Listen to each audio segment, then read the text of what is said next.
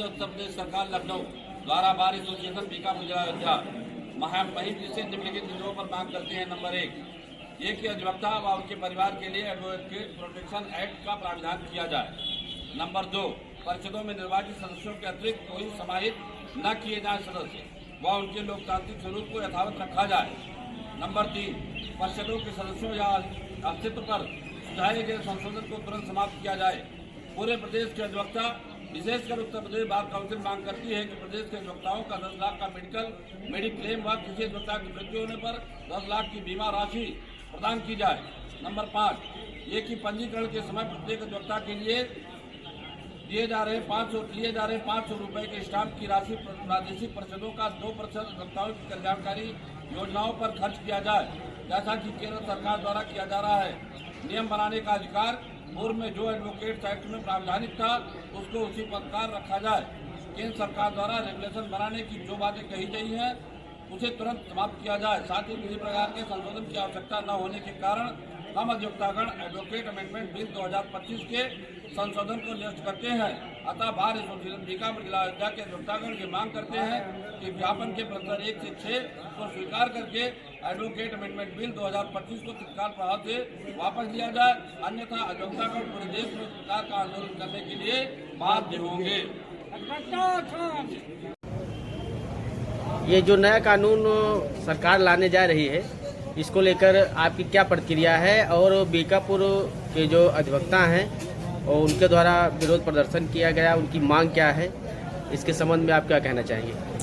Bar council of Uttar Pradesh के आह्वान पर आज बीकापुर बार एसोसिएशन के अध्यक्ष आदरणीय बैजनाथ तिवारी जी के नेतृत्व में तहसील प्रांगण में बीकापुर के सभी सम्मानित अधिवक्ता साथी एकत्र होकर के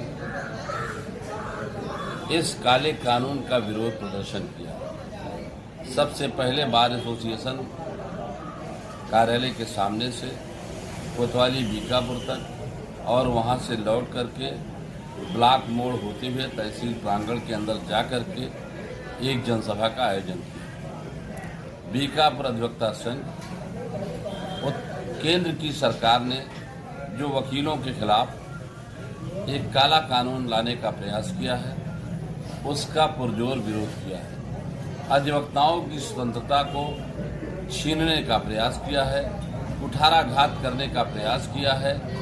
हिंदुस्तान का अधिवक्ता किसी भी सरकार का गुलाम नहीं है, वो स्वतंत्र पेशा है और स्वतंत्र हमेशा रहा है। आज़ादी का इतिहास उठा करके देख लीजिए, हिंदुस्तान की आज़ादी में 75% से ज़्यादा अधिवक्ता समाज की भागीदारी रही है और अधिवक्ता अपने अधिकारों और कर्तव्यों को बहुत अच्छी तरह से जानता है, उसके बारे में बेहतर ढंग से वो लड़ाई लड़ना जानता है। अगर अधिवक्ताओं के ऊपर कोई भी काला कानून थोपने का प्रयास किया गया तो निश्चित रूप से अधिवक्ता मौन नहीं बैठेगा और अपनी लड़ाई लड़ने के लिए वो सड़क से लेकर सदन तक संघर्ष करने के लिए तैयार है।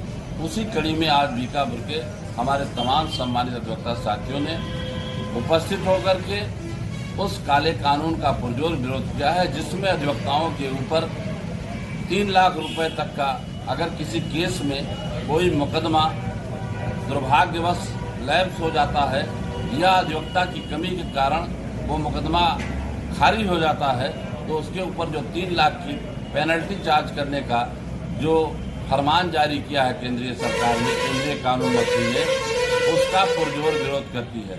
अधिवक्ताओं के पास लड़ाई लड़ने के लिए हड़ताल से बड़ा कोई भी हथियार नहीं है।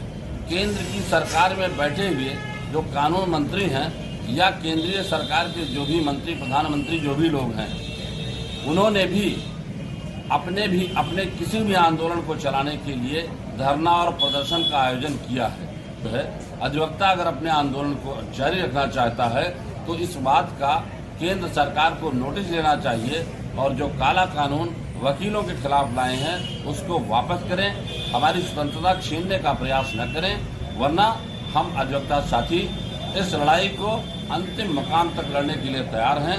किसी भी तरह से हमारे कदम पीछे नहीं हटेंगे। इन्हीं बातों के संबंध में एक ज्ञापन माननीय राष्ट्रपति महोदय और दूसरा ज्ञापन माननीय राज्यपाल महोदय को तहसीलदार बीकापुर के माध्यम से प्रेषित किया गया है।